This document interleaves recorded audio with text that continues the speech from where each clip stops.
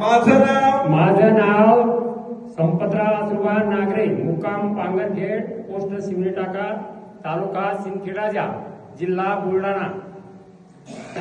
मलकापूरची माहिती मिळाल्यामुळं माझा असा आधार होता की हातपाय पूर्ण छाती असा दम रोखल्यावानी मरतो की काय असं तयार होतं 1-1.5 वर्षापासून. आता इथं आल्यापासून आता 2 वाऱ्या झालेले, एका वारीतच गुण आलो. टाळ्याच्या गजरामध्ये स्वागत करूया. बोललेलं कळालं तुम्हाला सगळ्यांना? बोललेलं कळालं का काकांचं?